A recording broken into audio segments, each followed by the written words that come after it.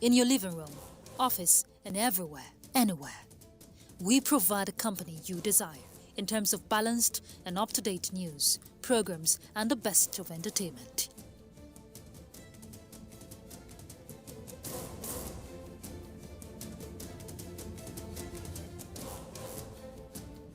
Tune in to DSTV channel 251, GoTV channel 91, Freeview channel 264, or live streaming via www.visiontv.co.uk. Application for iOS or Android. You can also...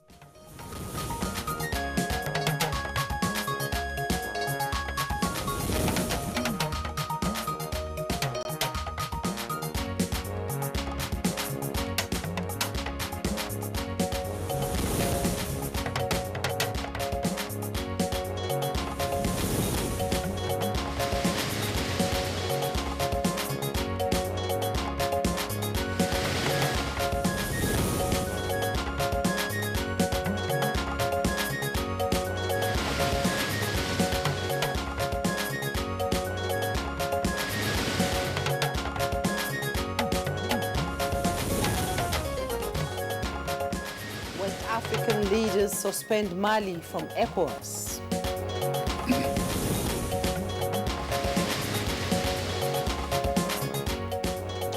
President Buhari appoints Babagana Kingibe as special envoy on Chad and Lake Chad Basin region. And Mokaro becomes DG, National Citizens Center. National Multi-Sectoral Flood Emergency Preparedness and Response Plan draft to be reviewed to reduce the impact of flooding in the country. And on Good Morning Nigeria today, our focus is on the judiciary, 6 years of the Buhari administration.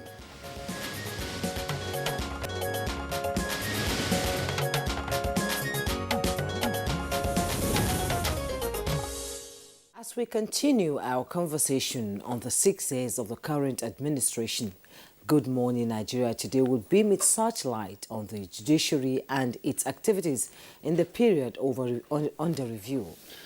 That's right, Jubai. Of course, as you very well know, the judiciary is one of the three arms of government, and its functions are provided for in Section 6 of the 1999 Constitution as already amended. And those functions, of course, are critical to governance in the country. And it is also an obvious fact that the criminal justice system in a democratic government is pivotal to good governance because of the centrality of its justice system to order, stability, and conflict resolution globally. Well, to achieve its constitutionally mandated goals, of course, the judiciary, in performing its criminal justice system, has a framework that is built on law enforcement, the court system, the prosecution, the correction system, and the community ultimately that it serves. Now, however, governance determines how the criminal justice system as an institution of social control in society is defined and utilized. In other words, how a country manages its criminal justice system affects its overall performance on governance indices. Well, that's certainly, Juma, one aspect of judicial function has to do with criminal justice. There is also the civil. You also have commercial. And this relates to the sanctity of contracts, for instance, where there are disputes involving parties to particular contracts, whether as individuals or individuals and government, or government and government. So, for the last 6 years of the Buhari-led administration, we begin to ask the question, how has the judiciary sector shown its strength in adjudication activities as well as a reflection of the social status of the country? Well, for many, it is often said that the dynamics of Nigeria's system are such that would require a vibrant judiciary. And of course, it's a common refrain that the judiciary is the last hope of the common man. Indeed, it's not just the hope of the common man, it is the hope of all. Everybody. Because if the law is to be enforced without recourse to privileges and status, then certainly it's the hope for all and sundry. And to provide solutions to some of the emerging issues that came up in the year under review, President Muhammadu Buhari's administration commenced the implementation of the Administration of Criminal Justice Act 2015. The legislation, which has helped to hasten the prosecution of subjects in the court by removing impediments hitherto noted in the judicial process. Well, when we focus on the judiciary, we do know that judiciary is not just merely the legal framework that governs the operations. We also talk about the personnel as well as the infrastructure and facilities that they use in performing their functions. We recognize, of course, that there are three tiers of government, and the states also have theirs. For instance, at the national level, the President Muhammadu Buhari approved the appointment of 18 justices of the Court of Appeal. This is in order to accelerate dispensation of justice. In addition, we have also seen executive action by way of Executive Order number 10 of 2020, which is intended to grant autonomy to the judiciary at the state level, all of which is aimed at ensuring good governance. Indeed, Kingsley. So how has the judiciary fared in the execution of its statutory duties, and how can the sector improve on its achievements? Well, these and more are some of the issues to consider on Good Morning Nigeria today as we look at the 6 years of Buhari-led administration with the focus on the judiciary. I am Jumai Yusuf, welcoming you to Good Morning Nigeria. And I'm Kingsley Osadolo. I join my colleague Jumai to also welcome you to the program. We're broadcasting, as always, live on the network service of Africa's largest television network, the Nigerian Television Authority. And we are right here in Nigeria's capital city of Abuja. The temperature, of course, is slightly chilly this morning. Yeah, it's quite lovely weather. Well, lovely weather if you're around the Federal Capital Territory. The hills are cool this morning. I'm not quite sure what it will look like later in the day. And I hope the heads will be cool too before the end of the day. And our complimentary segments of newspaper review, business and orders will follow in the course of the program. But first, let's join Tessie Omeri for the morning news. Good morning, Tessie. I hope you really enjoyed your night yesterday. Yes, I did. And of course, I join you to say the weather is really amazing. Good morning and welcome to the morning news. The Republic of Mali has been suspended from all institutions of the Economic Community of West African States, ECOWAS. This is part of the resolutions adopted at the end of a one-day extraordinary session of the Authority of Heads of State, government of the sub-regional organization. The decision followed the recent coup d'etat in the West African nation, which violated the transition charter. I'm thus using this opportunity to reiterate, on behalf of ECOWAS, our continued commitment to the peaceful transition in Mali with a basic goal of restoring democratic government and working for the stability of Mali and of our region. We must critically examine the dynamics of the current situation and make informed decisions.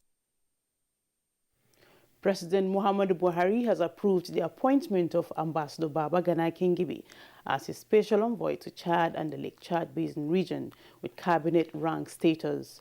A statement signed by Secretary to the Government of the Federation, Boss Mustafa, indicates that the appointment of a special envoy by the President is in consonance with the resolution of the Extraordinary Summit of Heads of State and Government of the Lake Chad Basin Commission member countries on the situation in Chad on 25th of May 2021. The special envoy, Ambassador Baba Gana Kingibe, is an accomplished multilingual diplomat who have served the nation at various times as Federal Permanent Secretary, Secretary to the Constituent Assembly, Cabinet Minister, and Secretary to the Government of the Federation.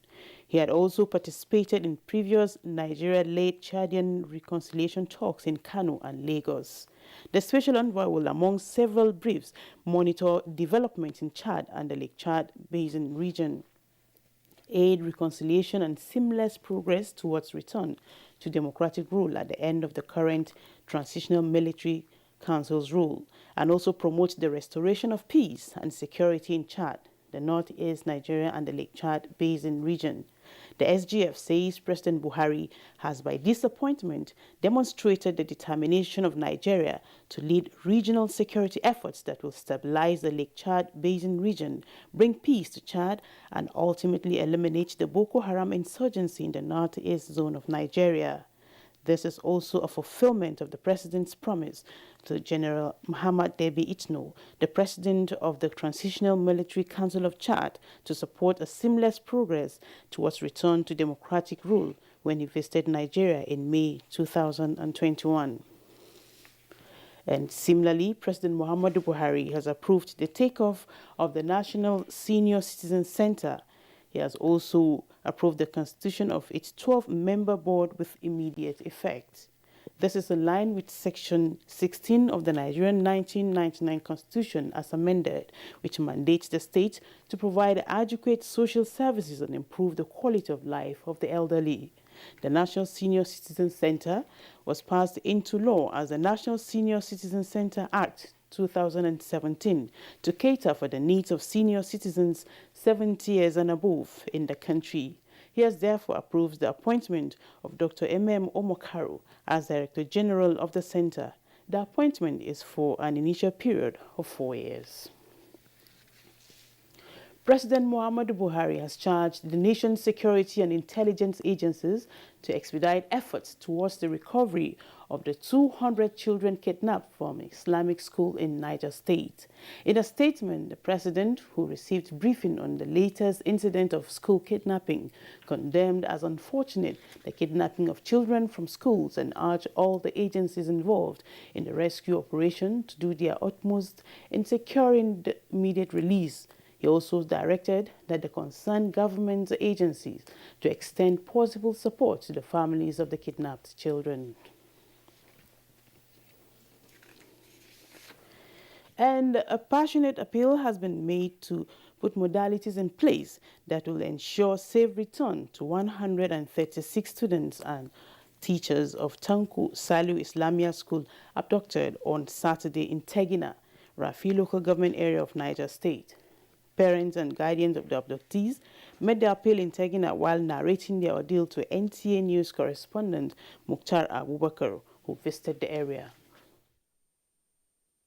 They came with their guns, riding on motorbikes, and they now rushed into the school compound, and along the line, somebody has actually directed them to the school, because initially when they came, they didn't bother about the school. They didn't know about the school at all. Somebody was telling them that there is a school here. Today, we have a confirmed figure as provided by the parents. We have 136 as reported by the parents are the children that are abducted by the bandits. The First Lady of Nigeria, Aisha Muhammadu Buhari, has condoled with the wife and other family members of late Brigadier General Abdurrahman Umar Kulia, who died in Kaduna plane crash alongside former Chief of Army Staff, Lieutenant General Ibrahim Atahiru, and other officers and men of the Nigerian Armed Forces. In a condolence message to the family, the First Lady described the death of late Kulia as a great loss to the entire nation. Her Excellency has asked us to tell her she's not alone in the loss. We are all part of it. She's sympathizing with her, and she prays Almighty Allah grant him Al-Jannatul Firdaus, and may Almighty Allah guide and bless the children he left behind. All we need to do is to continue to pray for the family, and we are praying for our great country, and we are praying for our president. We continue to pray for Nigeria, that this kind of thing will not happen again in our great country. And now talking health. Eligible Nigerians who initially received the first dose of the COVID-19 vaccine have been asked to present themselves at various vaccination centers nationwide for the second dose of the Oxford AstraZeneca vaccine. Chairman, Presidential Steering Committee on COVID-19 and Secretary to the Government of the Federation, Boss Mustafa, stated this when the committee members received their second jabs in Abuja. Nigeria cannot afford a third wave, and thus will do everything to protect our territory. In the next couple of weeks, the Presidential Steering Committee will focus on three major things: increase testing, especially in states, increase oxygen reserve capacity in case there is a third wave, and increase vaccine acquisition drive. The Nigeria Center for Disease Control, as at 31st of May 2021, has recorded 203 new cases of COVID-19 in Nigeria. With this development, Benue has 178, Lagos recorded 10, Ondo 6, FCT 4, Kaduna 4, and Plateau 1. The total number of confirmed cases now moves up to 166,518, with 158,781 discharged cases and 2,099 deaths. A stakeholders meeting to review the draft National Multi-Sectoral Flood Emergency Preparedness and Response Plan to reduce the impact of flooding in the country was held at the instance of the Minister of Humanitarian Affairs, Disaster Management and Social Development, Sadia Umar Farouk. Picture of how cross-cutting flood issues are in Nigeria and why we are holding a stakeholder review today. Therefore, we are advocating for an integrated flood management approach where flooding is effectively managed using multi-sectoral expertise and flood waters that are harnessed for beneficial purposes such as agriculture, electricity, etc. And that concludes the morning news. Good Morning Nigeria continues with Kingsley and Jumai after this break. Good morning. Recently, both the president and vice president demonstrated leadership by being among the first Nigerians to have the AstraZeneca vaccine administered to them on live TV for all in the country to see. Subsequently, many federal ministers, political leaders and members of the Presidential COVID-19 Task Force have publicly taken the vaccine to follow in the footsteps of President Buhari and Vice President Oshibaja. To obtain it yourself, please go to the NPHCDA website. There is a link to click on in order to register and schedule your vaccination. In the meantime, please continue to wear face masks, wash your hands frequently, use hand sanitizer, and observe social distancing. This message was brought to you by the Federal Ministry of Information and Culture. Revision classes on television for students in secondary schools in English and mathematics will commence on the NTA. The revision classes will transmit Mondays to Fridays from 5 p.m. to 5:30 p.m. on the network service of the NTA. This is organized in preparation for the various national examinations and orders. This is brought to you by the Federal Ministry of Education.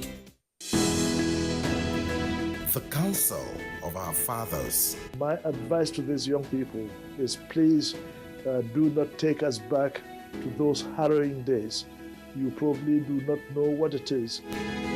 Nigerian youths, let's build our nation together.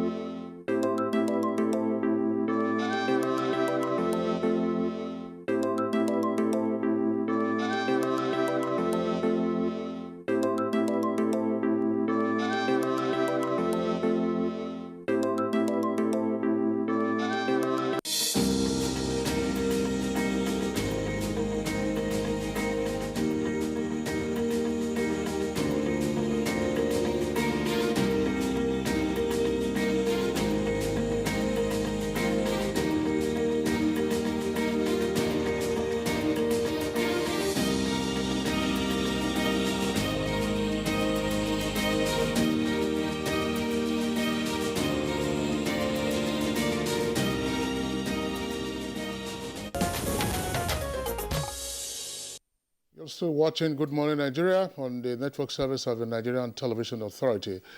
Well, it's time for business news, and we're joining our correspondent, Comfort Amudu, for details of the stories. We all know the Nigeria background. Where are we as a country? Hopefully heading out of recession.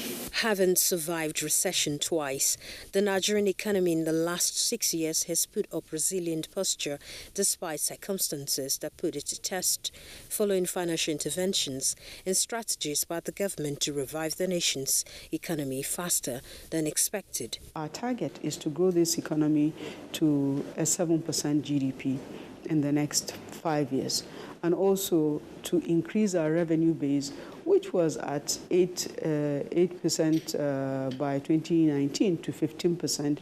Meanwhile, the Nigerian Customs Service says it is on course to meet its revenue target for the year or even surpass it. The service has generated the sum of 799 billion 24 million 705,961 naira between 1st January to 30th May 2021.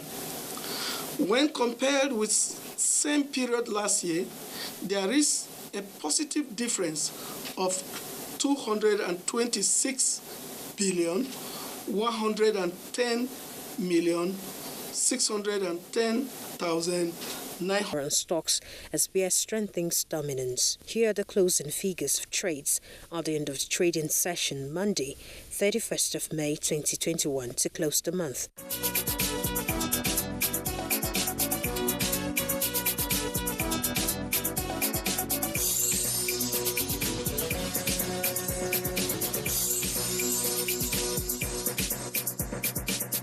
With business news, Comfort Amudu.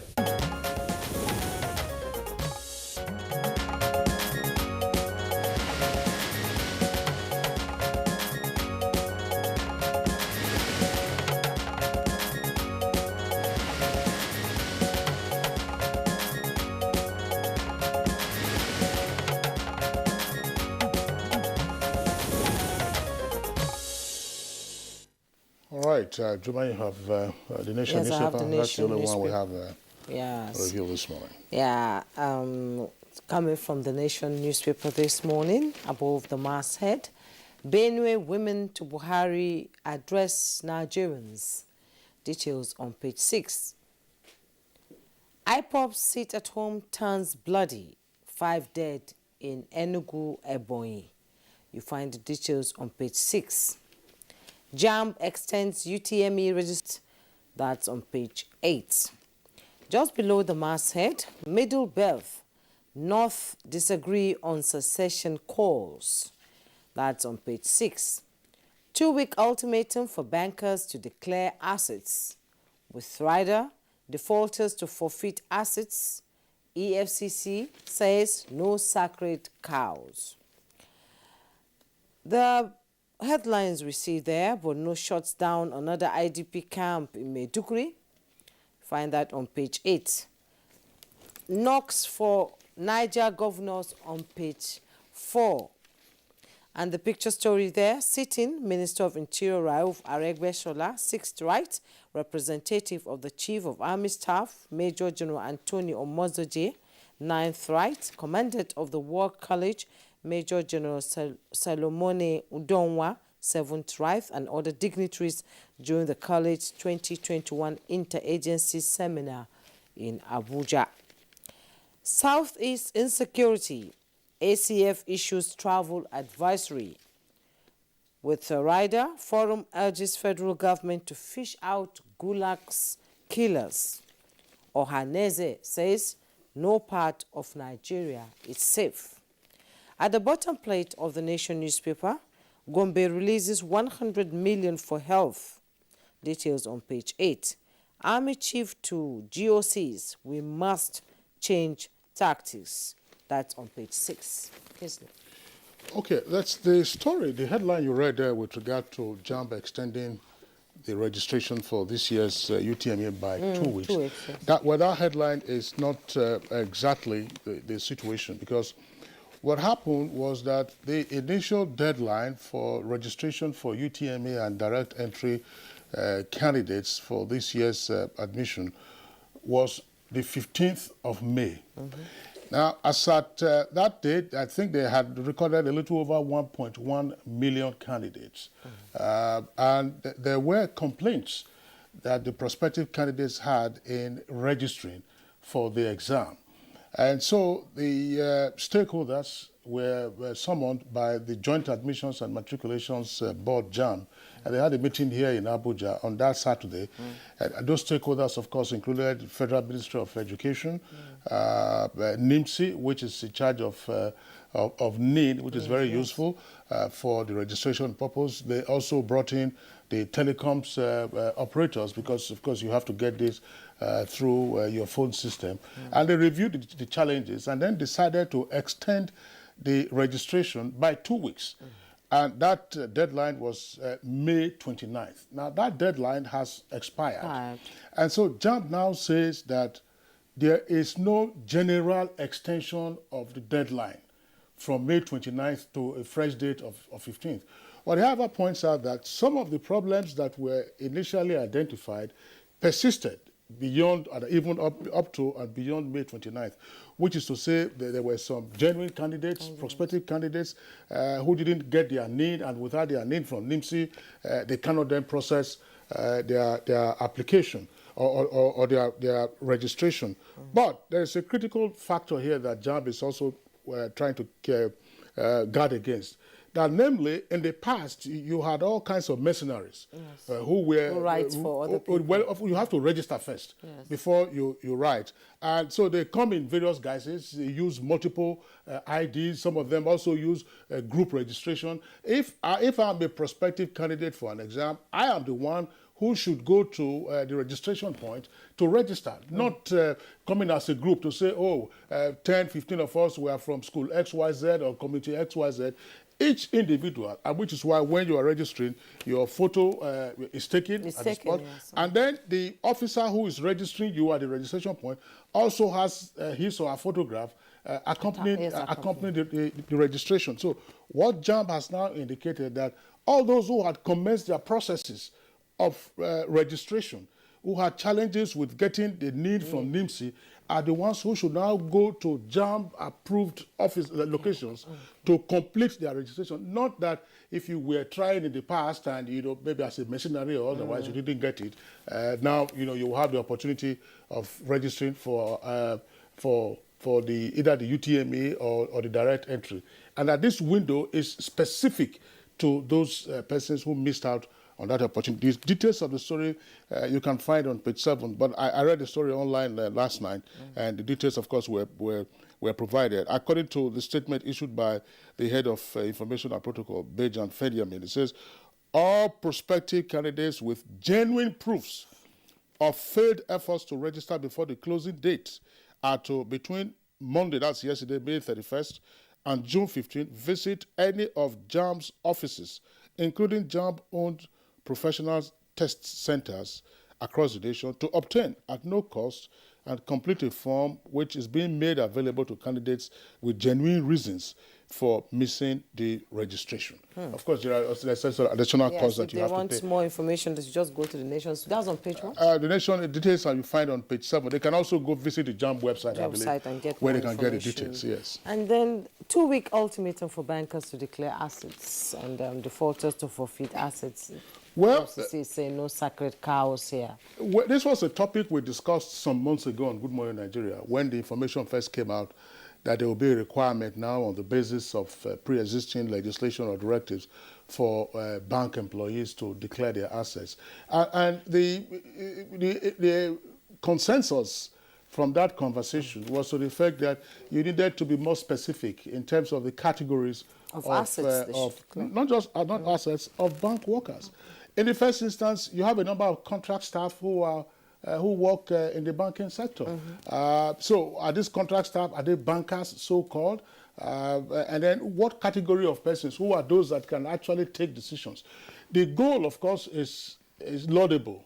That namely, the banking and financial services sector, those sectors have been identified as a major conduit, yes, if not enabler, of corruption. Because when people make a hit, as it were, on the nation's coffers or the state coffers or local government coffers, the process, whatever the illegal acquisition is, mostly through the banking and financial sectors. Yes. So they're not saying that bankers, some, certainly not, there are clean bankers. So we're not going to generalize, there are clean bankers. So those who cannot then explain the sources of their wealth, because some bankers are alleged to also serve as trustees for persons who have acquired wealth illegally. So I mean, you see a banking staff who is on a certain salary level, and then when you look at the credit balance in the person's own accounts, it's an amount that you cannot immediately explain. But the point was made on that occasion when we discussed the subject matter, that there are certain classes of persons who obviously can take certain decisions. Are you going to expect a bank driver, a person who works as a janitor or otherwise to get into this process, so that the authorities don't get overwhelmed by excessive paperwork?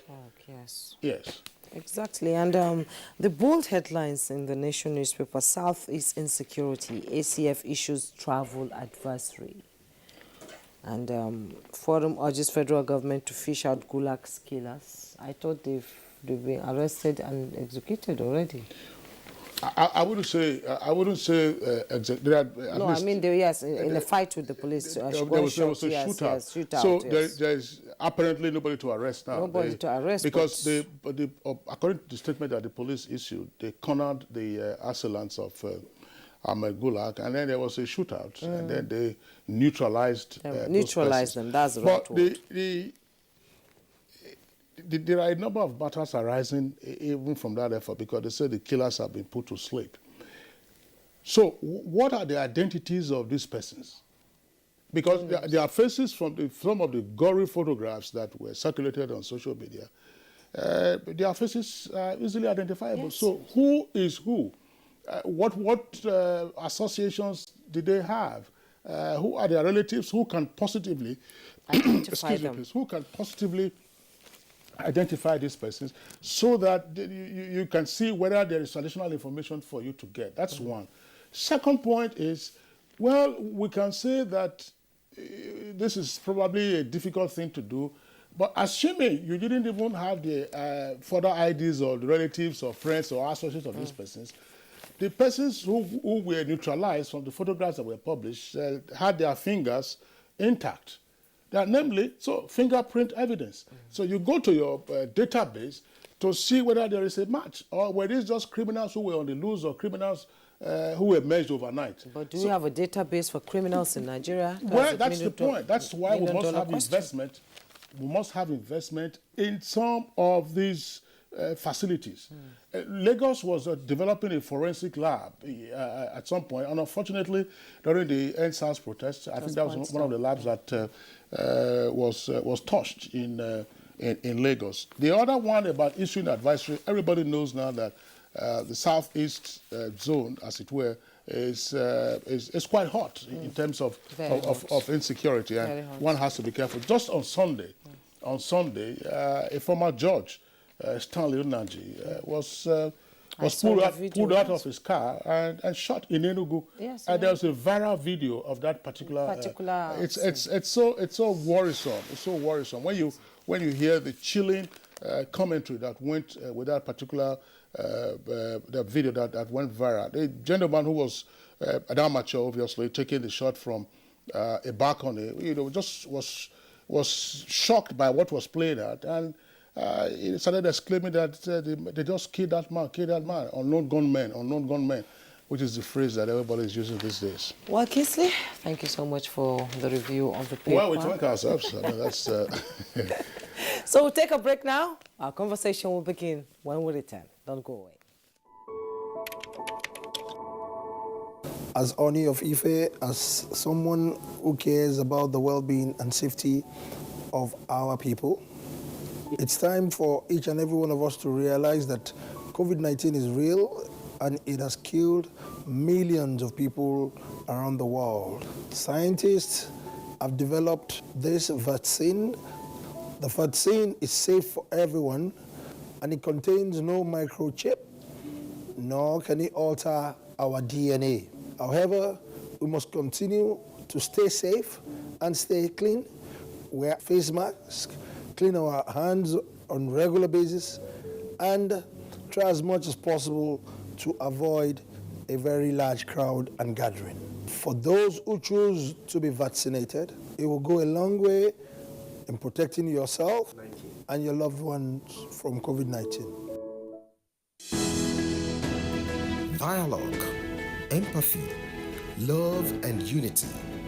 These are vital components of nation building. For all to be well, we appeal that we should refrain from volatile, provocative, inciting messages and language.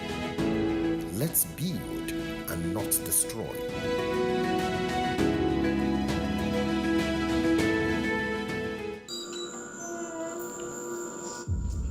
Life can be very eventful. We curiously expect things to happen, even when we don't know what. Our human nature makes us like and repost lots of information. Some are unverified, inciting anger and hate. Sometimes innocently, other times the urge to break it first. This, in most cases, has caused destruction in many nations.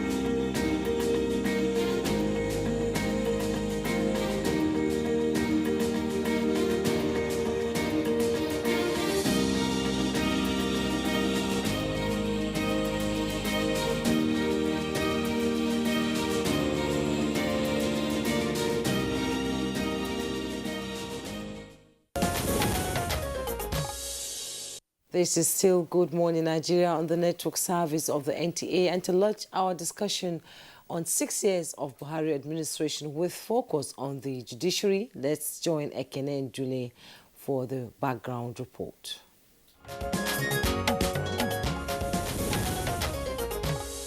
Judiciary is believed to be the foundation upon which democracy grows and develops because it is the only organ that deals with the administration and dispensation of justice in any democratic nation. This is why for both the proverbial common and uncommon man, the court is like a holy sanctuary. For this organ of government to effectively perform its constitutional duties, it has to be seen as impartial and independent from executive arm of government and any other undue influence.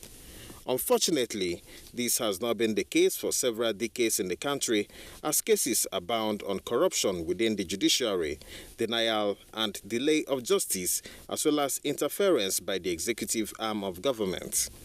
The emergence of President Muhammadu Buhari in 2015 came with a clear message of building a strong judiciary, properly armed to fight corruption in Nigeria. 6 years down the line, the president has made several efforts at strengthening the judiciary arm of government, some of which include signing of the Administration of Criminal Justice Act in 2015 and the Correctional Services Act 2019 into law.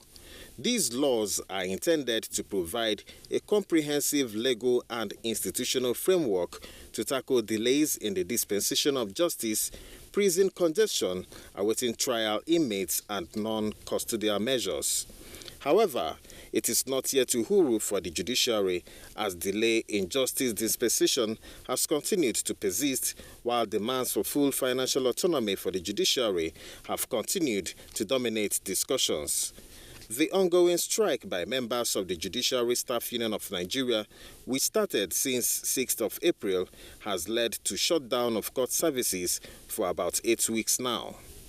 As we mark 6 years in office of the present administration, questions that readily come to mind are: to what extent has the criminal justice system been enhanced in the last 6 years? What impact has the judiciary made in advancing Nigeria's democracy? Guests on Good Morning Nigeria will be giving their perspectives in a moment.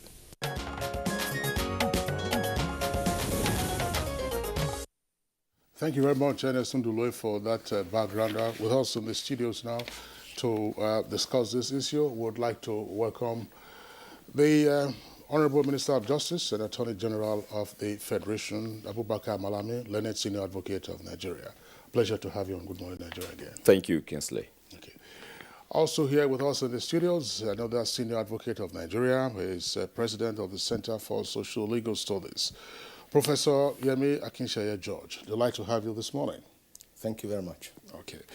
All right, so let's begin the focus of our conversation this morning, first with the Honorable Minister of Justice and Attorney General of the Federation. 6 years on, incidentally, you've also been with the administration since 2015. What are the milestones in the judicial services sector, of which, of course, you are the Chief Law Officer of the Federation? Well, the milestones, as far as the Judicial Justice Administration is concerned, even the polity is indeed an encouraging one. But you cannot appreciate the success story associated with it without looking back, perhaps to the period in the 1980s down to early 90s, and juxtaposing same with what obtains in recent times as far as the justice sector reforms are concerned. You may very well recall that judiciary as a system was in the 80s or early 90s used much more as an instrument of a kind of undermining the democratic process. How do I mean? Take into consideration a situation whereby the whole lot of electoral and democratic process was annulled at a point by the judiciary. You can also factor comparatively the speed at which judicial processes were being administered in the 80s down to the early 90s as against what obtains now, for you to fully appreciate what progress, what developments, and what encouraging milestones have been recorded with the advent of the administration of President Muhammadu Buhari. Now, fundamentally, looking at the judiciary and general justice sector reforms, one thing you cannot take out or take away as a major milestone as far as the administration of President Muhammadu Buhari is concerned is the enhancement of judicial system from two fundamental fronts. One is legislative framework that now more or less support the advancement of democratic process. And to that extent, we are living witnesses to what constitutional amendments, what statutory amendments are put in place to deepen the democratic process by the judiciary. For example, when it comes to justice sector administration, we are living witnesses to the quality of decisions that are now being handed down by the judiciary. And in effect, the judiciary has effectively keyed into the sustenance of our democratic culture. Today, cases are not only being taken, but they are being speedily disposed. Before the advent of administration of President Muhammadu Buhari, we were living witnesses to free election matters being delayed in judicial system for over 10 years. I am talking of free election matters. And the same thing with election matters being taken for over 10 years. But then arising therefrom, there are certain statutory amendments effected to the electoral process to ensure the ceiling as far as the timeous and timely determination of cases are carried out within record time. And in terms of speed, we equally have taken a kind of consideration of the two, both civil and criminal determination of cases in record time. So within the context of the judiciary, factoring and keying into the sustenance of democratic culture, within the context of the speed, within the context of the having in place a system that forces the political elites to submission to the judicial and democratic culture, I think the government of President Muhammadu Buhari has done wonderfully well by way of bringing a culture that makes judiciary a stakeholder in the process of building a sustainable democratic culture, a stakeholder in the speedy determination of cases, and indeed a stakeholder by which the political elites are forced to submission by way of submitting to the judicial process in the sustenance of democratic culture. Okay, thank you so much, Abubakar Malami-san. Let me come now to Professor Yemi. He has 6 years of the Buhari administration, judiciary in focus. He has really done some achievement in judiciary. Would you say all this has sort of impacted in the lives of the ordinary Nigerian?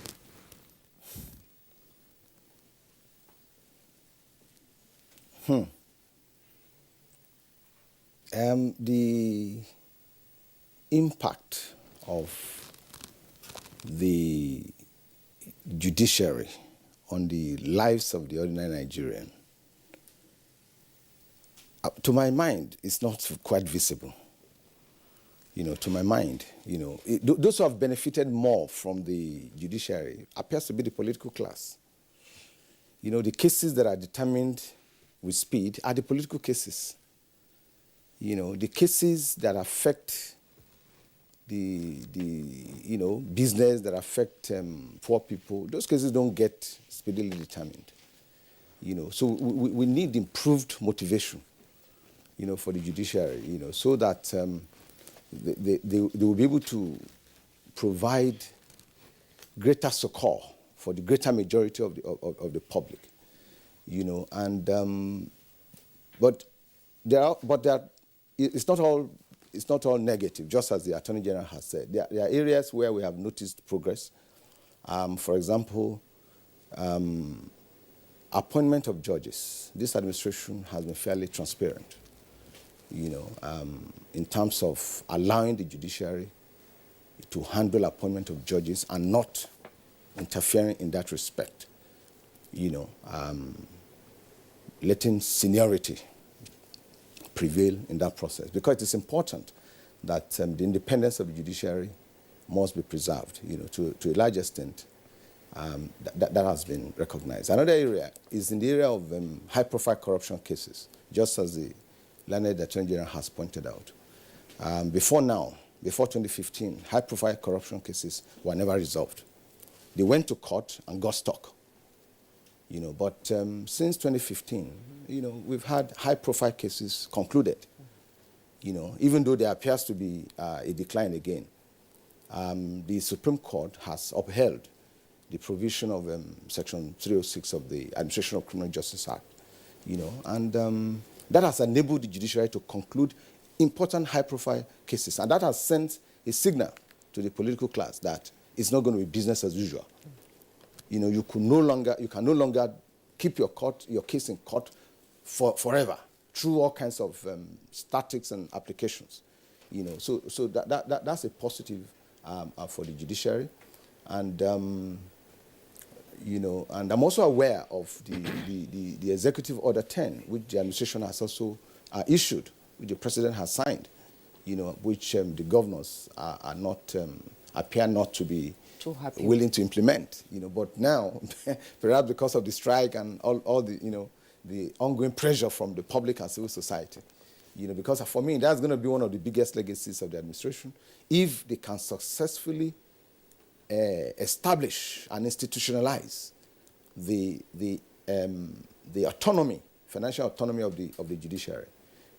For me, that's going to be a major contribution to the sustainability and consolidation of democracy. All right, thank you very much, Professor Akinsanya George. We'll return to you. Let's return to the Attorney General of the Federation. Just one of the points that Prof made. We have seen in 6 years of the Buhari administration a recourse to the use of executive orders. Why? Well, perhaps the major reason for having recourse to executive orders is to consolidate and complement on the efficiency of the system. When you have in place a legislation, it is only natural that that legislation, life must be put to it. And how do you give effect? By way of having life to the operation, application, and enforcement of a legislation. Executive orders comes handy. Now, take for example, Executive Order number 10 that has just been cited by my learned brother Silk Akinsanya George. We have in place a constitutional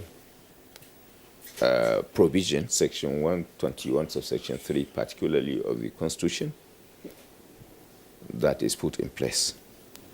And the essence and spirit of the section is to complement the position of the government with particular regard to the financial autonomy and independence of the judiciary and legislature. You have the instrument, you have the constitutional provision, but giving effect to it is becoming an issue. But the responsibility for the implementation, as you rightly know, is indeed a collective responsibility of government in cooperating and expecting perhaps support, enforcement, and application by the executive, the judiciary, and legislature. So how do you now give effect to the constitutional provision, taking into consideration the collective responsibility and obligation of the government and governmental organs? That is how and where the executive order comes handy. It is about supporting an existing legislation to ensure at the end of the day that the execution of a collective mandate has been consummated and carried out.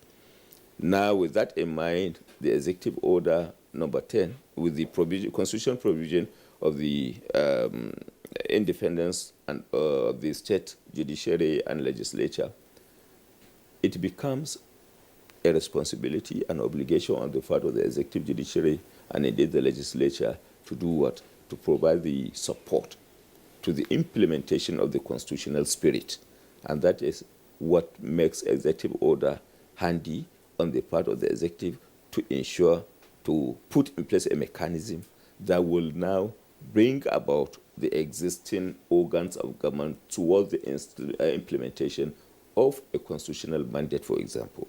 So executive orders perhaps are new innovations in the Nigerian political systems that sees to the enforcement, application, and operation of a statutory responsibility, so that at the end of the day, we do not end up having in our statutes, having in our constitution, provisions that are not eventually implementable on account of the fact that coordinated approach through executive orders are not put in place. I want to ask you this question because it's been fairly common in the 6 years of the Buhari administration, although we seem to have heard less of it last year, perhaps because of the pandemic.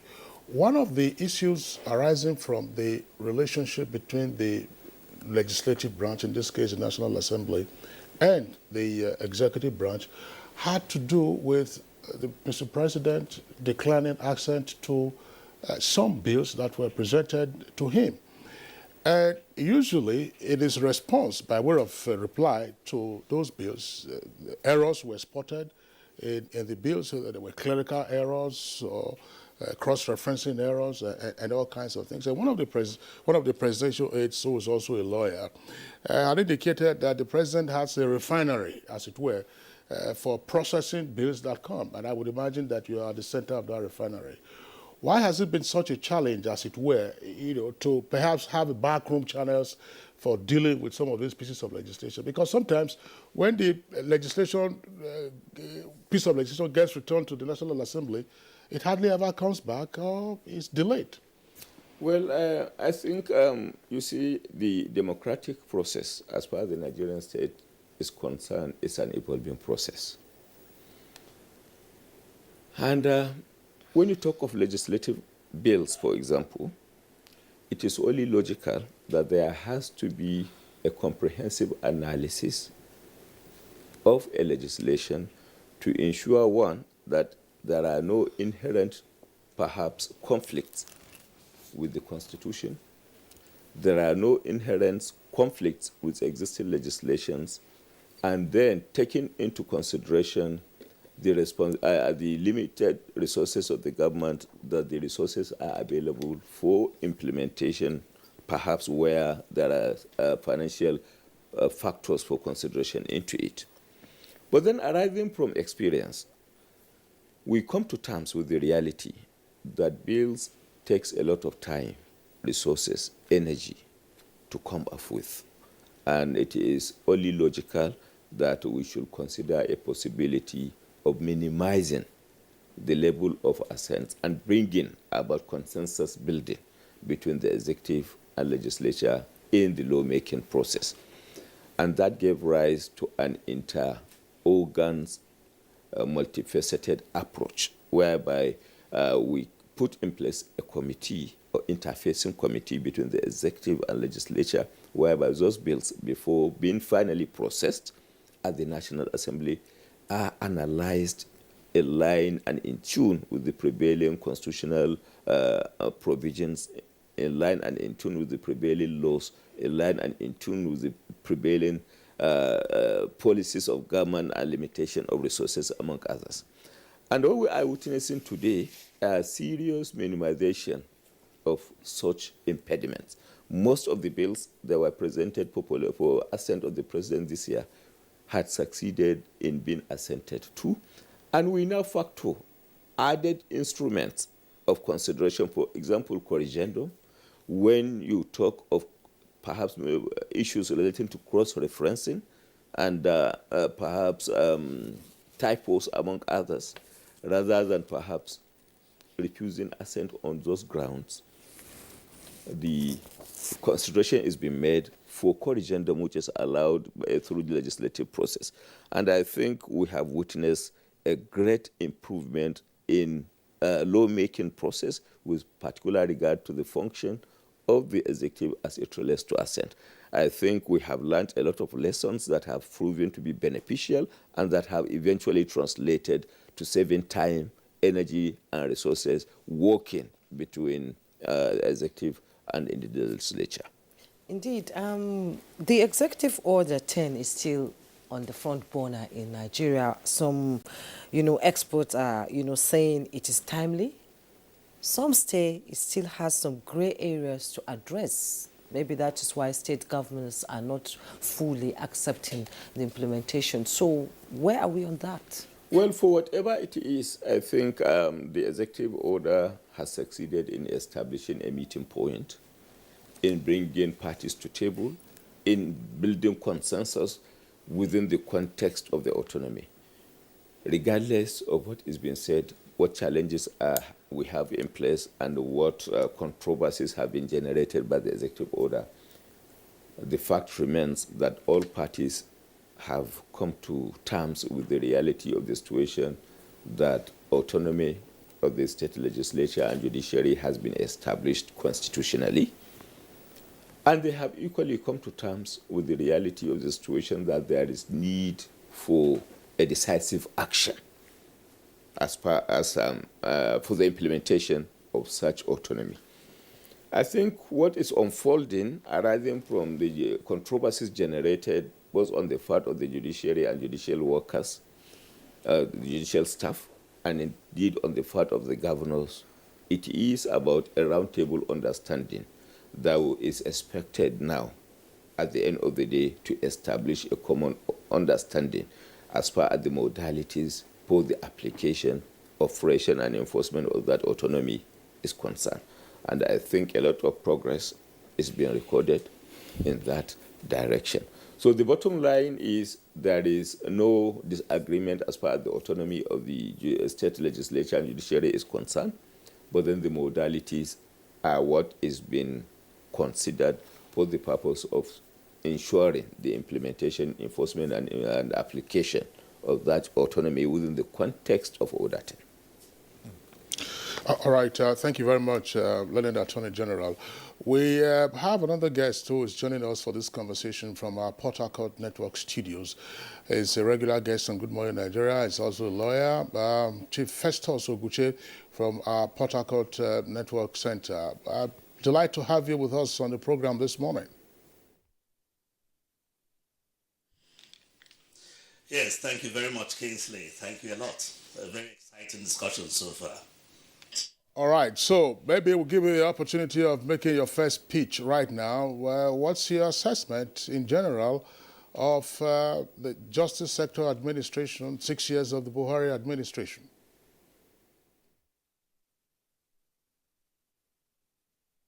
Well, the judiciary is the last hope of the common man, they say.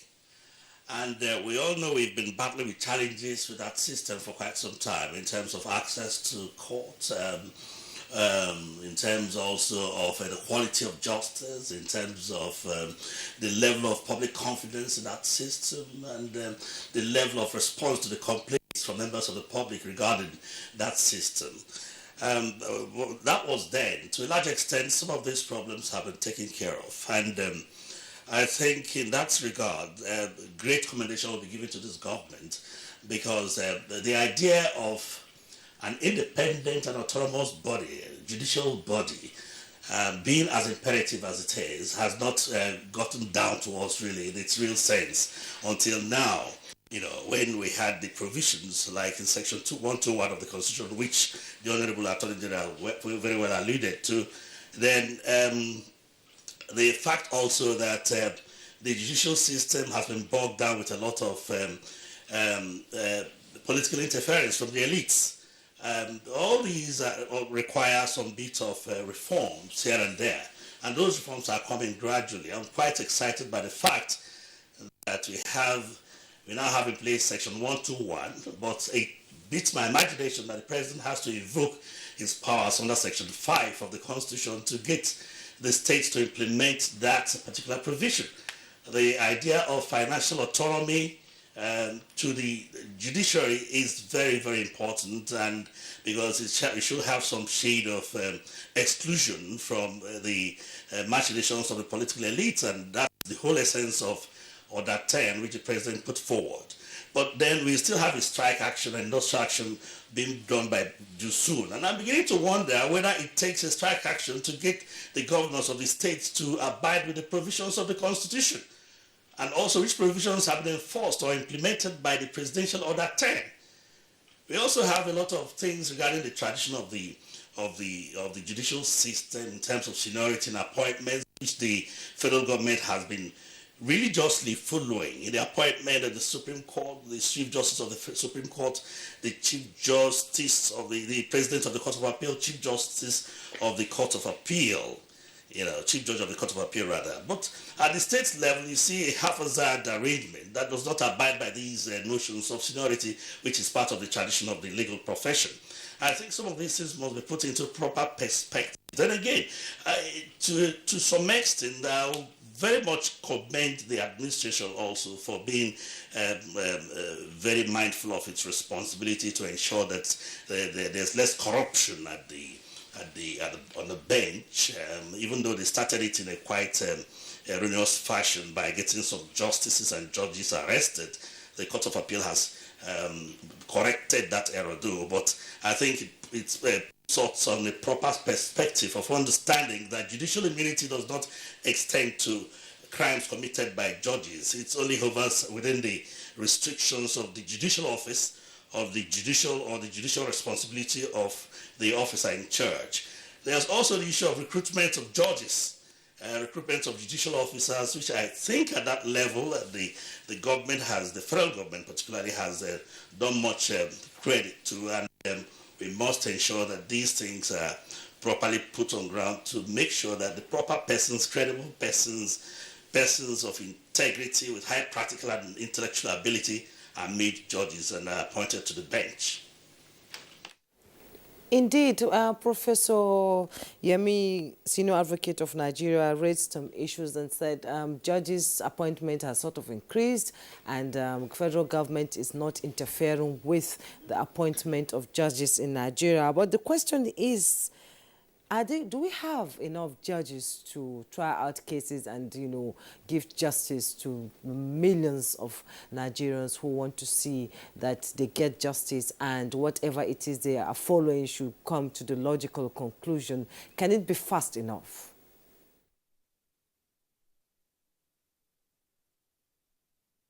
Well, now we had some justices at the Supreme Court. The Constitution recommends 21 justices, including, if you include the Chief Justice, it becomes 22.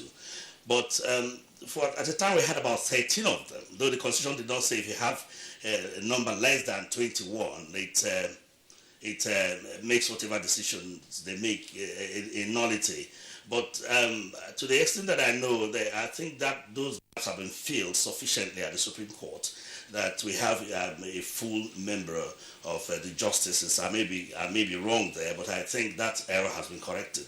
The issue of appointment of judges and justices is quite there. Recently, a lot of them were elevated from the Court of Appeal to the Supreme Court, and some were also elevated from the Federal High Court to the Court of Appeal.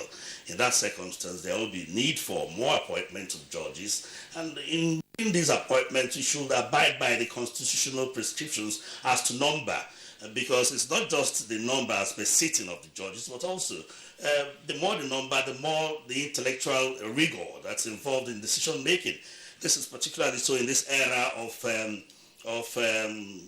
the law that has expanded to very hybrid areas, recondite areas, cyber law, money laundering law, and all that, cyber crime, and which requires some expertise, you know, for dispensation of those such cases. So it is very, very important that the number of judges be filled up as much as possible, and once there's a vacancy, that vacancy must, as a matter of urgent attention, be filled up.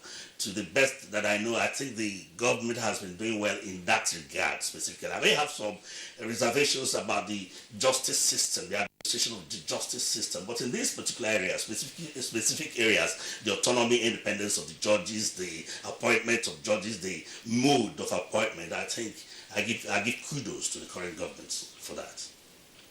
Thank you very much, Mr. Festus, Chief Festus Oguche. I'll return to you in the course of the conversation. Let's come back now to our Abuja studios. Professor Akinseye George, the rule of law is the linchpin of democracy. What is your assessment of the rule of law under the Buhari administration 6 years on? We know that there are many elements in the rule of law, which will include prosecution of cases, law enforcement, as it were, and obedience of court orders. I would say that it has been a mixed bag. A mixed bag of the good and the bad, and perhaps the ugly as well. You know, when we talk about the rule of law, you know, we are talking about, you know, supremacy of the law in the real sense of the word. I have a challenge, you know, with the situation in which courts are expected to perform more functions, particularly because the administration has identified anti-corruption, which is a big challenge in the country. And the number one tool that you need to establish the rule of law in that respect are the courts. The courts, the prosecutors, the investigators. To what extent have we strengthened these institutions of accountability, these institutions of the rule of law in these last 6 years? To what extent? Judges are still on the same salary. Judges have been on the same salary for more than 10 years, for some 15 years, depending on when you were appointed. So these are demotivating factors, and our judges still write down proceedings in longhand. This can be killing. That's why cases are not moving smoothly. A few courts that have been digitalized, our organization, for example, we had the opportunity with the support of development partners to digitalize about 2 courts, to give them recording equipment, video recording. The report we are getting is that those courts are moving faster because all the judges need to do is sit down and observe proceedings. If you like, you take notes. So, much more can be done to strengthen the rule of law by strengthening the institutions of accountability. Look at police, for instance. Police is the prosecutors, the investigators. Many prosecutors have to go to court using their own salary, using their own funding. There are I train prosecutors, I interact with them. But because they are government civil servants, many of them cannot talk. They cannot complain. Investigators, look, what I'm saying in effect is that to strengthen the rule of law, there must be greater investment by government in the institutions of accountability. The anti-corruption bodies, the prosecuting agencies, the courts. Salaries must be reviewed, particularly because we expect more from the judges. You go to a court now, you find court dockets. You find 15, in fact, 30 cases in some instances. Of course, there are areas where judges may not be busy.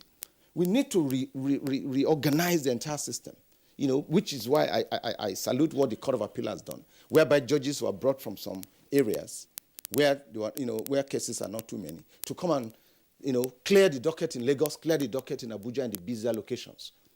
So I think it has been a mixed bag. We need to do more to strengthen the institutions of accountability, to strengthen law enforcement. And then I'm looking at the challenge of law enforcement. Many of the things we use the army for, we should use police for them. We should use the police for them because army should come in when it is no longer possible.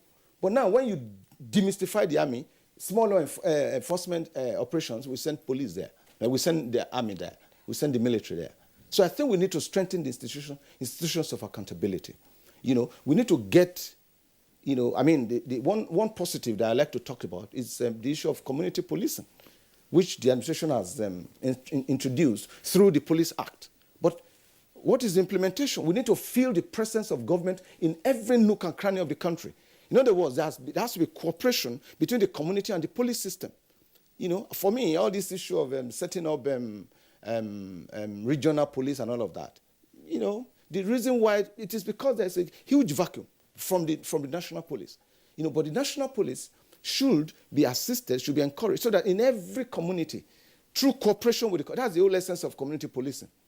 So I think that with respect to the rule of law, we need to strengthen the institutions of accountability. We need to strengthen the courts, we need to strengthen the investigators, we need to strengthen the prosecutors, so that they can really go out to deliver on their mandates. Yes. Talking about prosecution, in other climes, prosecutors are powerful.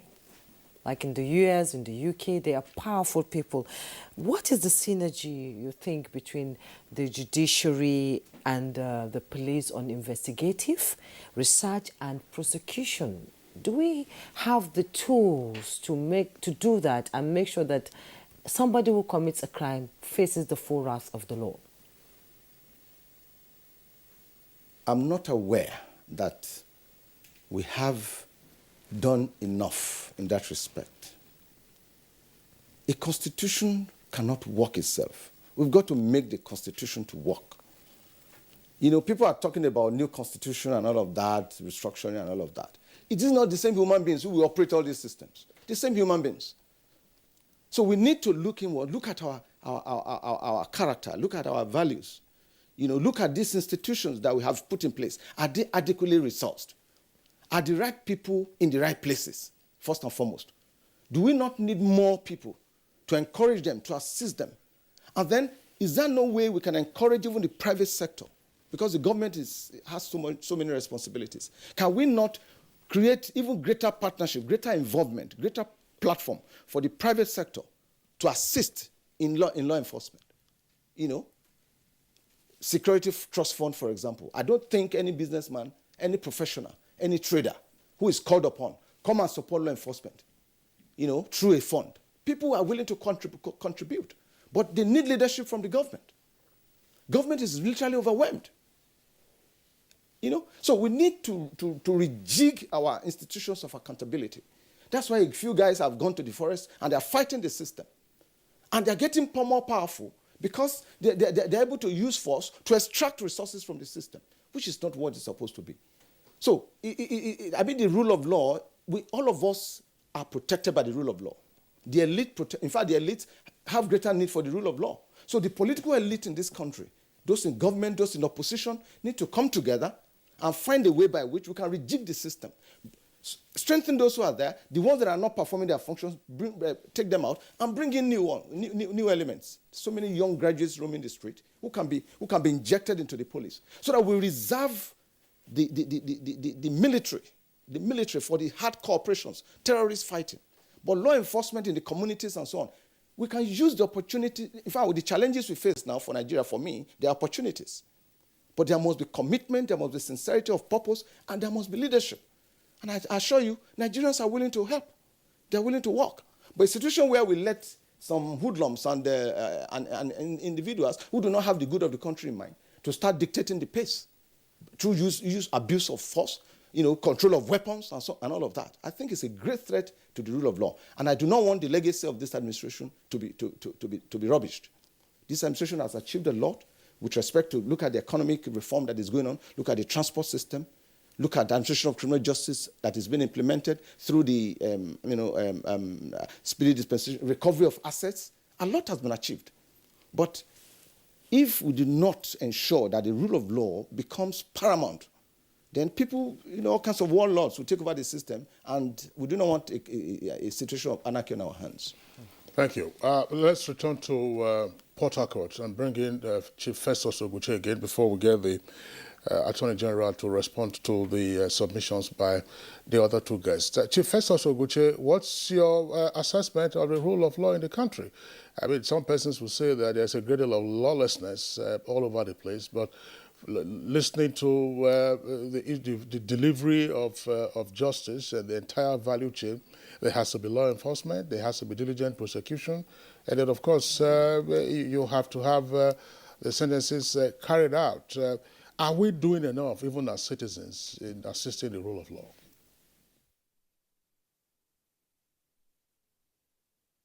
Very much for that question. The rule of law entails the due process of the law. It also entails equality before the law, supremacy of the Constitution, and our general submission to the dictates of law.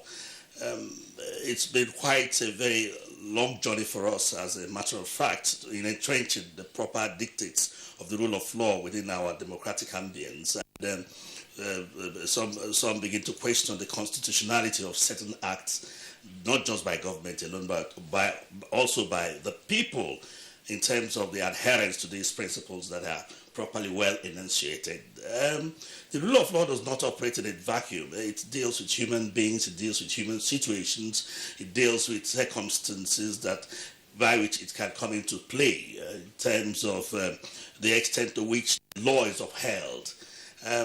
The country, as it is now, is derailed very, very terribly. Not necessarily because our rules, our laws are insufficient, but for the simple fact that we have a lot of people who want adequate provisions for prosecution. We are reluctant, or those in authority are reluctant to give some people the hardcore benefits of going against the law.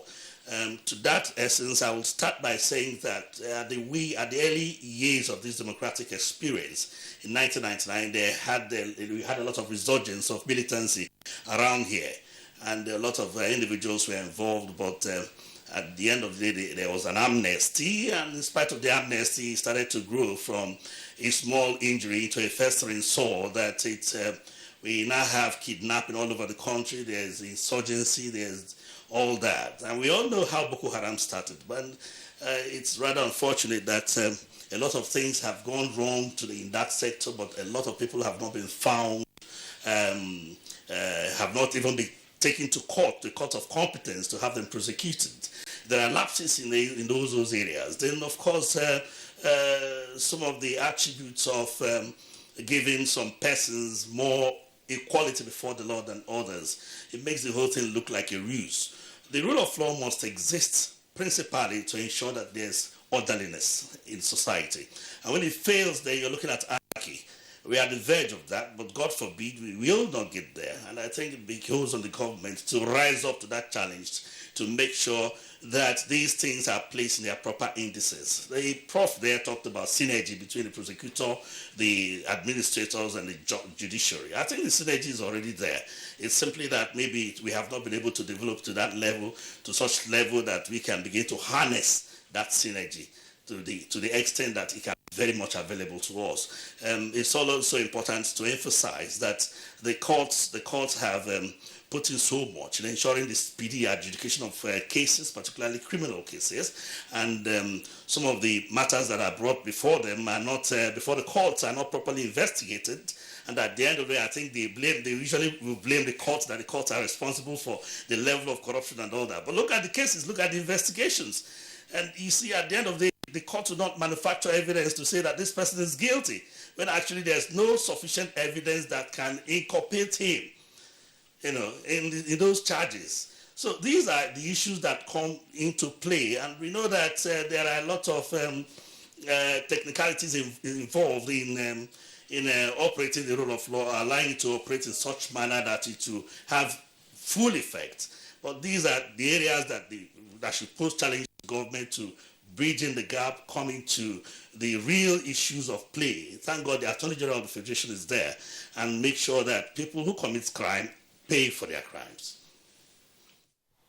All right, Chief Oguche, thank you very much. So we'll come back to our Abuja headquarters studios. Letting the Attorney General of the Federation, your response to the question of the assessment of our guests of the rule of law under the Buhari administration. Well, rule of law as a concept is a very wide concept. It is a product, one, of legislation, two, of a judicial function, and three, of an executive function. It is the embodiment of the three, taking into consideration the operation and application of the law and submission to it, that embodies the rule of law. And within the context of that appreciation of the multifaceted role and component of a rule of law, we need to assess our situation to see to what extent we have made progress in that direction. When you talk of the application of the rule of law with particular reference to the role of the legislature, we were living witnesses to inadequacies associated with the judiciary, for example, as far as its independence and the autonomy is concerned. And within the context of the rule of law, we come to the realization that the better way and manner it can be addressed is through legislative process of constitutional amendment, for that matter, for example. And arising from that understanding, we worked with the legislature to amend the Constitution accordingly. That is a function of a rule of law, submitting to a process to achieve what you need to achieve within the context of enhancing the quality of the system. Now, looking at the rule of law as well, we realize delay in administration of justice as equally an issue that needs to be enhanced, addressing the delays. And then we took a decision to bring about certain legislative framework that will eliminate the delay. Administration of criminal justice, for example, to address the criminal justice speedy determination of cases, amendment to Electoral Act to cap a time limit for the conclusion of free election matters, for example. So within that context, the delay in the administration of justice is now addressed to bring it in tune with the rule of law. Again, within the context of the executive, we provided the necessary legislative support as it relates to executive bills that will enhance the quality. For example, realizing the delay or perhaps the congestion in our prison or perhaps correctional centers formation. We came out describing correctional centers term, among others.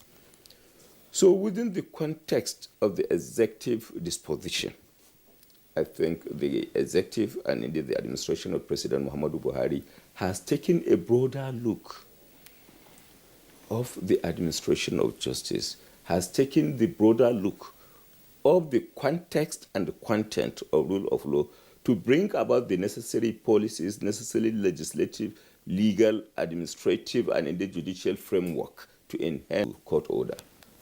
Is whether there exists a wholehearted submission to the judicial process as far as enforcement of, as far as obedience or otherwise to the determination of courts are concerned. The simple answer is this. The administration of President Muhammadu Buhari has indeed established a track historical record of submission to judicial determination. Those decisions that the system believes are not in tune and aligned with its spirit or perhaps with the public interest, it equally goes back to court to challenge. And I think the whole essence and spirit of rule of law is submission to established system, either judicial, legislative, or executive, where the component of the organs of the government agrees and indeed submit efficiently and effectively to the rule of law within the context of allowing the process, the procedure, the organs of government to operate optimally and effectively. I think the concept of rule of law is established. Perhaps what we are witnessing today in terms of impunity, in terms of insurgency, could equally be attributed in one way or the other to a religious submission to the rule of law by the government. Consider, for example, the Chapter 4 of the Constitution on enforcement of fundamental human rights.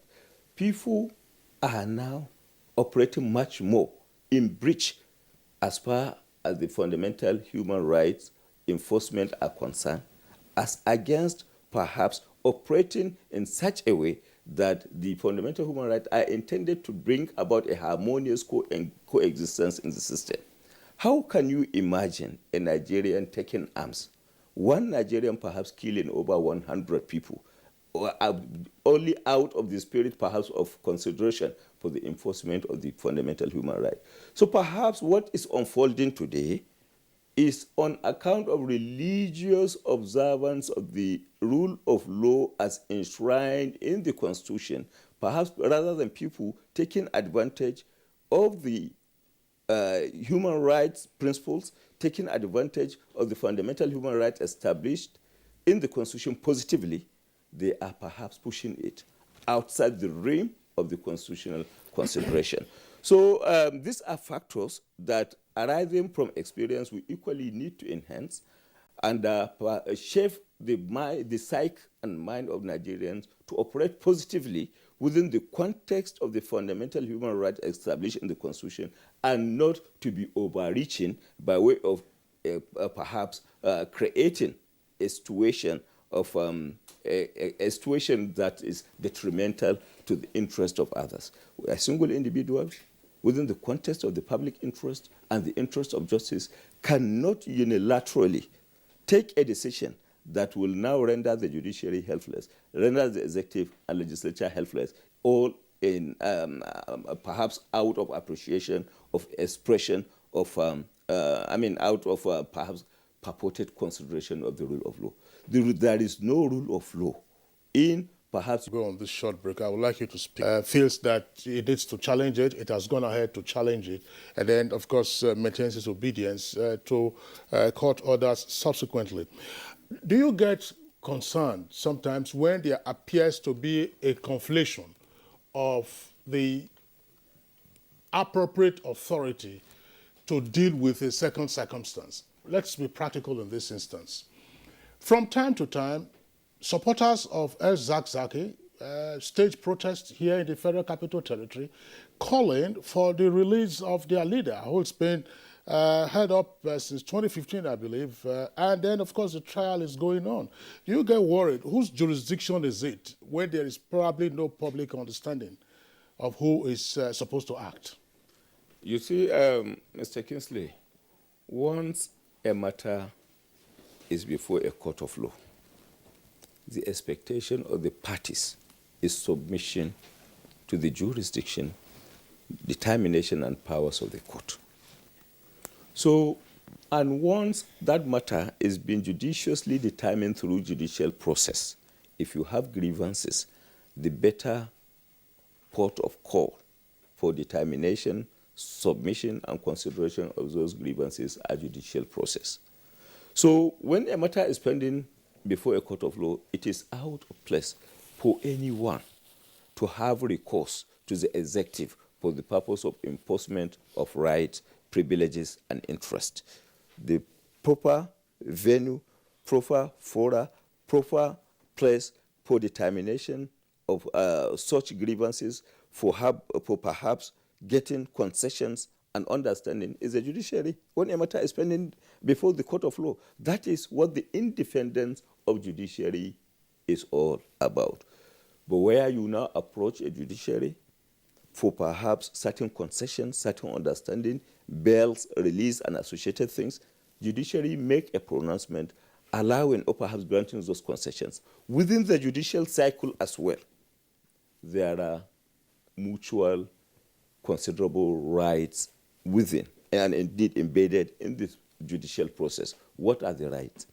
If your request, your application or demand for a release of person that is in custody is granted by a first strata of the judiciary, which in this case could be either a state high court or perhaps a federal high court, if the government is dissatisfied, it appeals the decision, files an application for variation. When these processes are ongoing, when the judicial process has not been exhausted to the Supreme Court level, it is out of place to place any accusation of disobedience to an order of the court at the door of the executive. Why? Because the executive in the circumstances has done the needful by way of submitting to the jurisdiction of the judicial system, by way of challenging a decision which has been passed on, by way of taking necessary rule of law process of appealing it and taking it off. So it is the act of not taking the matter before the judicial process for determination, the act of refusing to submit to the powers of the judiciary, and the act of failing to exercise the constitutional and statutory rights vested in you that constitute a breach or perhaps a disobedience to the rule of law. But when the parties are in submission, when within the context of the process they are indeed exercising the rights, obligations, and associated responsibilities legally vested in them, the rule of law as a concept is completed. So that is the essence and context within which we have to appreciate the operation and application of the rule of law. Okay, Honorable Minister, thank you so much for your response. We'll take a break right now. When we return, we're still discussing 6 years of Buhari administration, judiciary in focus. Don't go away. My name is Nancy Oyedia Orom. I'm AIT correspondent. I've been covering the Presidential Task Force on COVID-19 the last 1 year. I just took the jab, the Oxford AstraZeneca vaccine, and it was seamless. And I was opportune to take these vaccines with the SGF, the ministers. So I want to use this medium as a journalist for someone who has experienced COVID in the last 1 year. I want to implore media houses, broadcast industries, let's join hands together to propagate the good information out there for people to believe in these vaccines. That's That's the only way we can have health immunity and also achieve the projection and target of Nigeria come 2022. Well, I must implore all Nigerians to go out there, register on the Primary Healthcare Development Agency website. These vaccines are free for all Nigerians. Go to the website, register. It is free for you and I.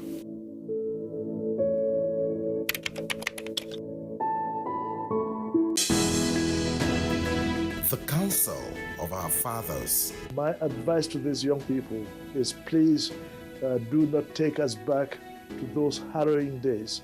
You probably do not know what it is. Nigerian youths, let's build our nation together.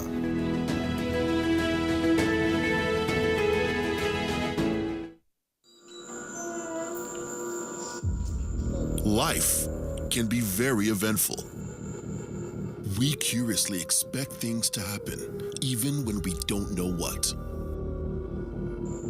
Our human nature makes us like and repost lots of information. Some are unverified, inciting anger and hate. Sometimes innocently, other times the urge to break it first. This, in most cases, has caused destruction in many nations.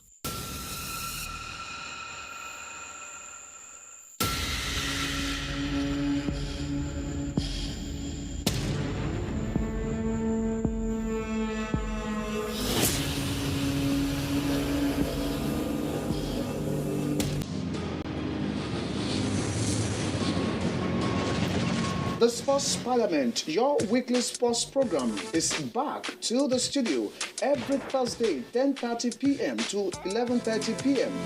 live on the Nigerian Television Authority, Africa's largest television network.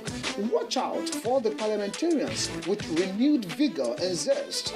Mr. Speaker with his gavel to harmonize sports resolutions. Sports Parliament, a must-watch. Sports Parliament, the home of sports verdict. The highs have it.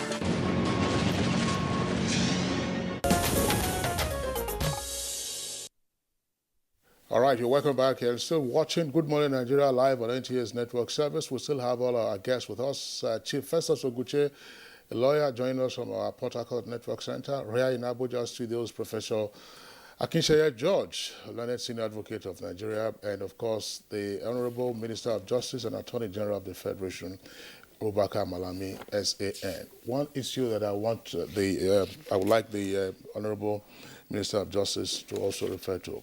In this case, it has to do with prosecution of certain kinds of offenses. Again, for the benefit of our viewers, the powers of the Attorney General can be located in the Constitution, the Attorney General of the Federation or of a state. He has the powers to initiate, institute, continue, take over, or discontinue any criminal case in this country.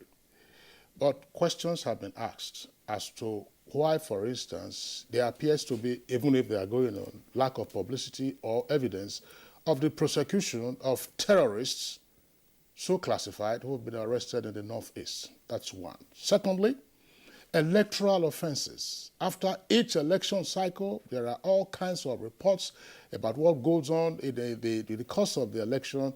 Some of these are said to be federal offenses, even though, of course, murder, of course, will be a state offense. But some of them are said to be federal offenses, and we do not appear to have a lot of prosecution of these matters. Why? Well, within the context of governance, I think it is important to steward the mandate of the respective ministries, departments, and agencies of government. You have taken time to identify the functions of the Office of the Attorney General within the context of Section 150 and Section 174 of the Constitution. And happily, no mention is made of publicity as one of the functions of the Office of the Attorney General. So what I'm trying to say, what I am trying to say in essence is the function of the Office of the Attorney General, among others, is that of prosecution, in addition to perhaps advising the government on legal matters generally. Now, coming to the act of prosecuting terrorists and associated terrorism cases, for example, it is a function that comprises of multiple agencies and organs of government, of which the Office of the Attorney General and indeed the Judicial and indeed the Executive is a part. But fundamentally and substantially, that function is a function of the judiciary, where indeed those matters are investigated, profiled, and charged to court. Unfortunately, as well, among the statutory functions of the judiciary, publicity is not part of it. So I think that underlies the aspect of the publicity associated with prosecution of terrorist and terrorism cases. But the fact still remains that in our situation, peculiar situation as it is today, we are living witnesses to what COVID-19 has indeed done to the system in terms of slowing the processes. We are equally witnesses to what obtains in terms of security challenges, equally, with particular regard to the polity in general. So if indeed the position hitherto before now was that of simply moving to court, take cases and have them determined through judicial processes, with the prevailing challenges and peculiarities of the terrorist cases that are being determined, extra security arrangement must naturally be factored to mind. And unfortunately, perhaps, when your security outfits are overstretched, it equally affects the speed, it equally affects the arrangement. And as well, when you have when you are out of control in terms of multiplicity of organs participation, it equally poses a challenge. But the story is certainly not gloomy as far as what is being done is concerned. These cases have been determined out of desire to enhance speedy determination of these cases, for example, realizing the limitations and realizing the fact that some of these cases are cases committed at certain localities. For example, at the state level, local government level, we come to terms with the situation that the attorneys general of the state are closer to local governments and state.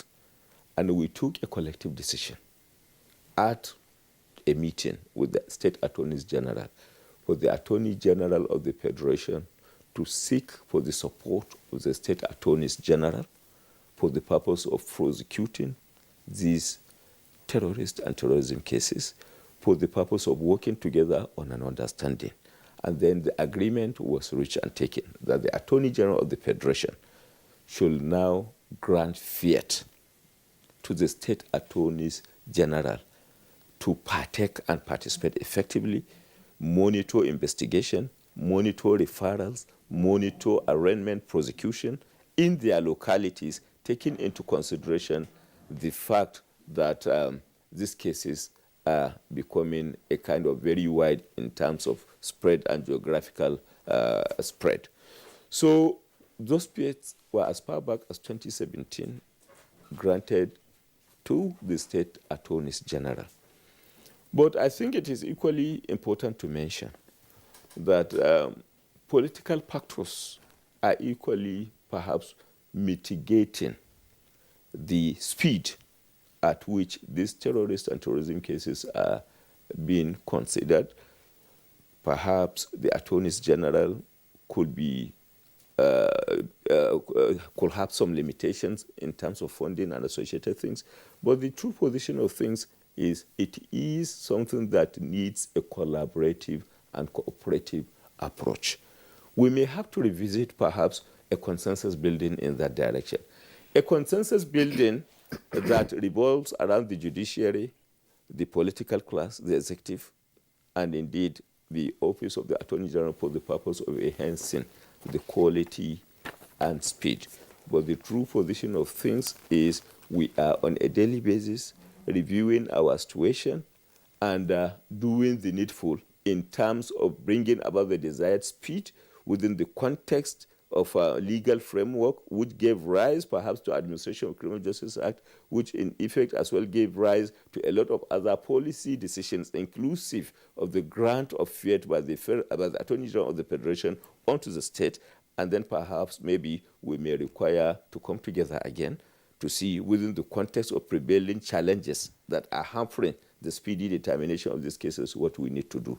What we need to do, what security arrangement we need to put in place. Perhaps if you are to have in place a judicial process in Borno for the purpose of determining the terrorism cases, what security arrangement we require, what buy-in we expect from the judiciary, what support is expected from the executive, what support is expected from the state attorneys general. It is indeed a function that is collaborative, cooperative, and multifaceted in approach. No single unit or organ of the government can do it alone. The office of the executive, the office of the attorney general, however much it desires to bring about speedy determination of these cases, cannot do it alone without the judiciary, which has the function of determination. And judiciary that feels threatened security-wise cannot put the lives of its judicial officials at risk in terms of being in the courtroom to determine these higher profile terrorism cases. And the same thing with the security institutions. Their buy-in is required to provide the desired security so that the lives of judicial officers are not put at risk. And indeed, the attorneys general of the state are equally required to key into it for the purpose of working together with the attorney general of the federation for the purpose of having in place effective and speedy determination of cases. So perhaps we have able course to revisit our strategy, taking into consideration the impediments that are set in it, security challenges, taking into consideration the multiplicity of roles that is necessary to be provided by other institutions for the purpose of prosecution of these terrorism and high-profile cases. Okay, talking about prosecution and the anti-corruption, we cannot have this conversation without talking about corruption.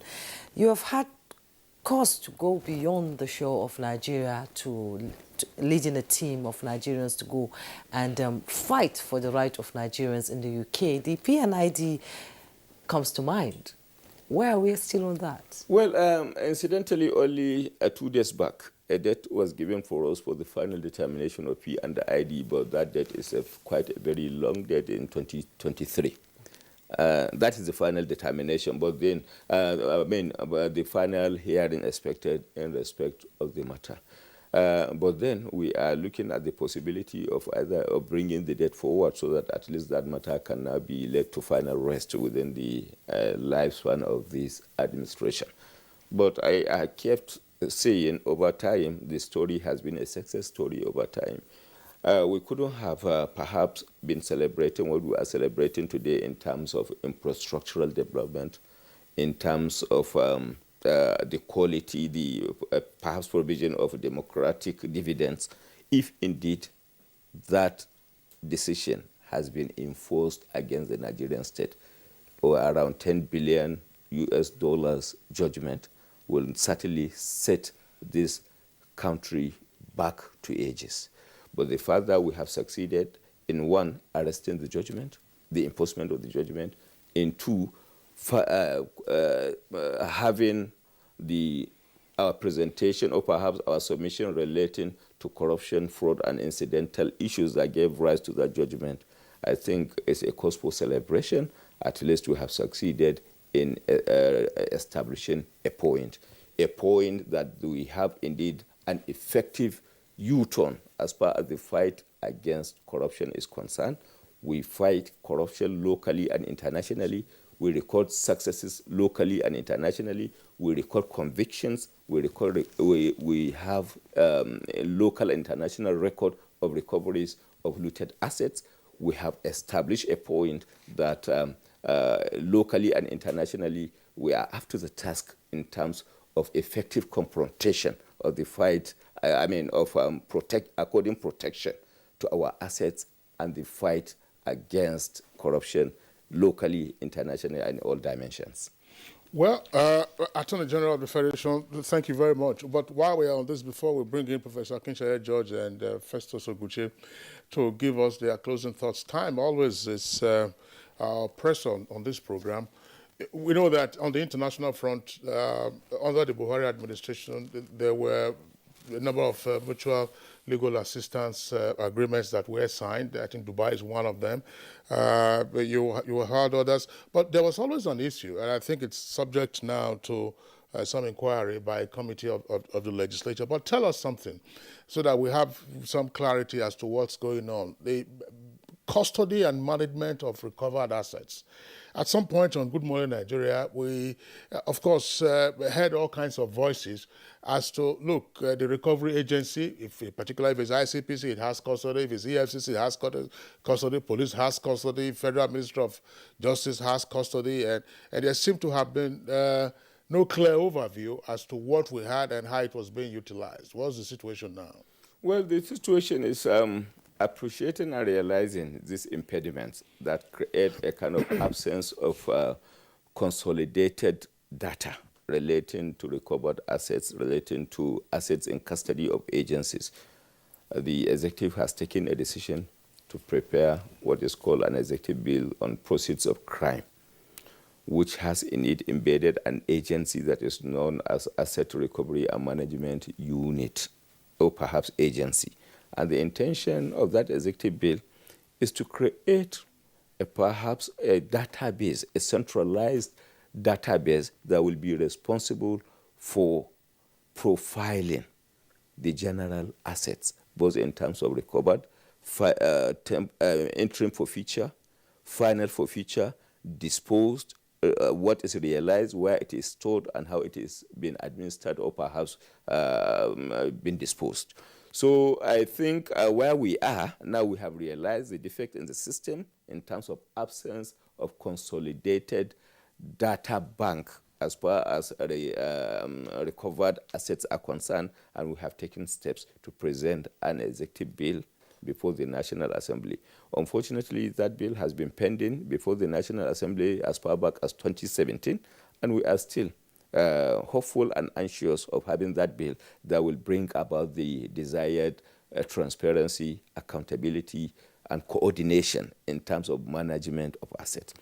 But notwithstanding the impediments arising therefrom, we have taken steps to establish a unit in the Federal Ministry of Justice and establish as well a database that is being worked upon, and then pass regulations that will now see to it that necessary consolidation, necessary perhaps strategies are put in place for the purpose of bringing about the desired transparency, the desired information is obtained and available for for immediate access. And that department is wonderfully doing well, and we are building guidelines. In 2019, the Office of the Attorney General came off with guidelines for the purpose of asset recovery and consolidation. And we are doing wonderfully well in that direction. It is a multifaceted ministries, department, and agencies of government inter-ministerial committee that is now put in place and responsible for disposal of assets. Thank you very much. Professor Akinsaye George, can we get a perceive from you as to what you would like to see going forward? Briefly, running out of time. Yes, all I would say is that government has done a lot. There's no doubt about that. The judiciary has also made a lot of contributions. However, we need urgently to address issues of rule of law and order in the land. So that the environment does not become does not stifle out life out of the Constitution and out of democracy. So we need to strengthen the rule of law. Yes, okay, Chief Festus Oguche, in 30 seconds, tell us how you would like the judiciary to move forward in time. 30 seconds is just a very short time, but I would say that, the Attorney General has spoken. There's very much need that the institutions be strengthened, the democratic institutions, which also includes the judiciary and the police, the law enforcement authorities, and you want some reforms as well in the judicial sector. Very serious, vigorous reforms, electoral reforms, all manner of reforms in every sector to give them some fillip to operate.